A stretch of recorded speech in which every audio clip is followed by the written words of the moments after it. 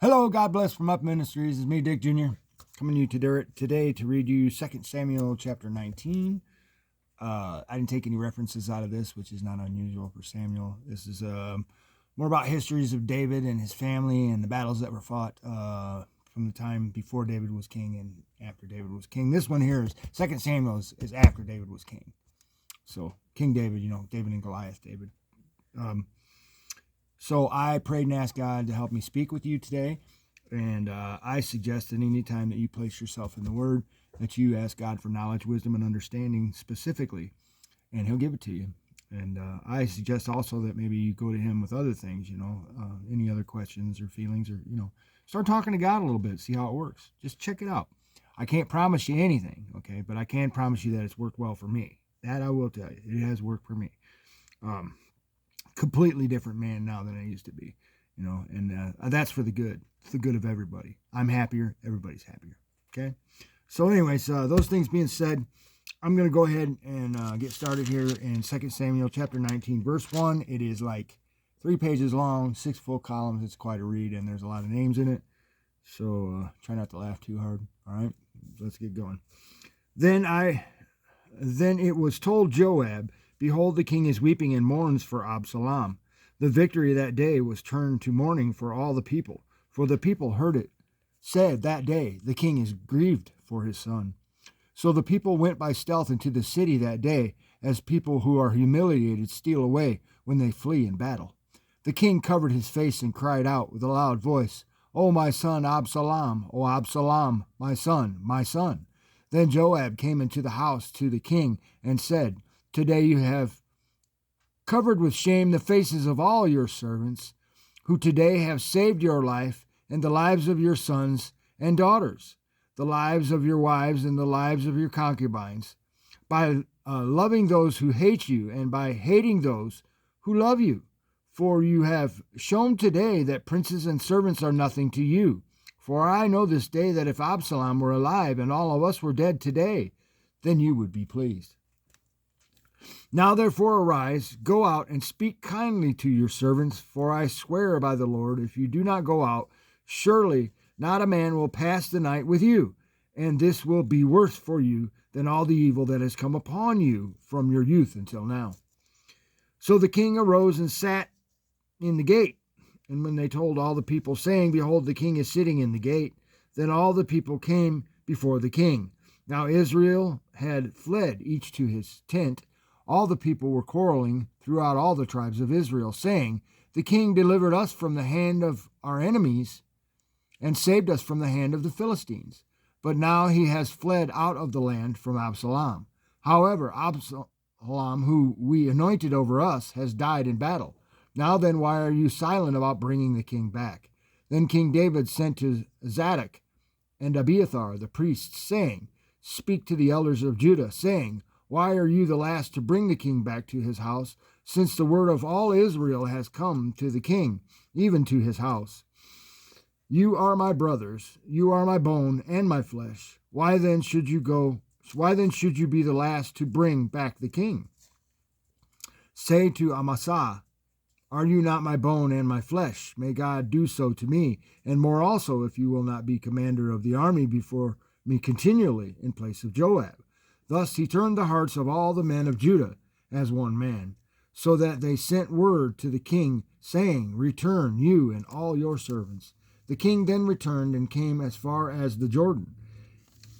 And Judah came to Gilgal in order to go meet the king and to bring the king across the Jordan. Then Shimei, the son of Gera the Benjamite, who was from Bahurim, hurried and came down with the men of Judah to meet King David. There were 1,000 men of Benjamin with him, with Ziba, the servant of the house of Saul, and his 15 sons and his 20 servants with him, and they rushed to the Jordan before the king. Then they kept crossing the ford to bring over the king's household, to do what was good in his sight. And Shimei, the son of Gera, fell down before the king as he was about to cross the Jordan. So he said to the king, "Let not my lord consider me guilty, nor remember what your servant did wrong, on the day when my lord the king came out from Jerusalem, so that the king would take it to heart. For your servant knows that I have sinned. Therefore, behold, I have come today, the first of all the house of Joseph, to go down to meet my lord the king.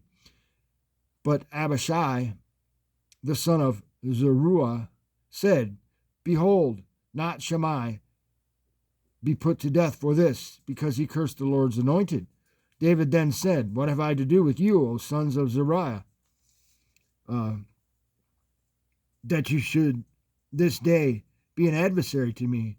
Should any man be put to death in Israel today? For do I not know I am the king over Israel today? The king said to Shimei, You shall not die. Thus the king swore to him. Then Mephibosheth, the son of Saul, came down to meet the king, and he had neither cared for his feet, nor trimmed his mustache, nor washed his clothes, from the day the king departed until the day he came home in peace.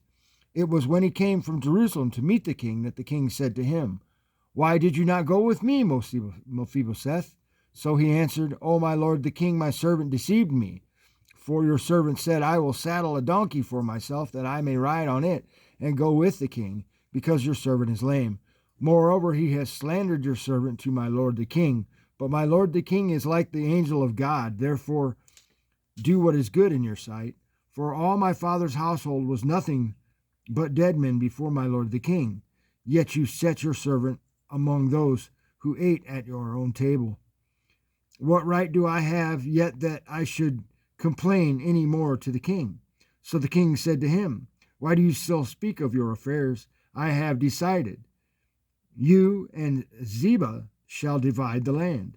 Mephibosheth said to the king, Let him even take it all, since my lord the king has come safely to his own house. And Barzillai the Gileadite had come down from Rogelim, and he went on to the Jordan with the king to escort him over the Jordan. And Barzillai was very old, being 80 years old, and he had sustained the king while he stayed at Mahanaim, for he was a very great man. And the king said to Barzillai, You cross over with me, and I will sustain you in Jerusalem with me. But Barzillai said to the king, How long have I yet to live that I should go with the king to Jerusalem? I am now 80 years old. Can I distinguish between good and bad? Or can your servant taste what I eat or what I drink? Or can I hear any more the voice of singing men and women? Why then should your servant be an added burden to my lord the king? Your servant would merely cross over the Jordan with the king. Why should the king compensate me with this reward? Please let your servant return, that I may die in my own city, near the grave of my father and my mother. However, here is your servant, Kimham. Let him cross over with my lord the king, and do for him what is good in your sight. And the king answered, Kimham shall cross over with me, and I will do for him what is good in your sight. And whatever you require of me, I will do for you. All the people crossed over the Jordan, and the king crossed too.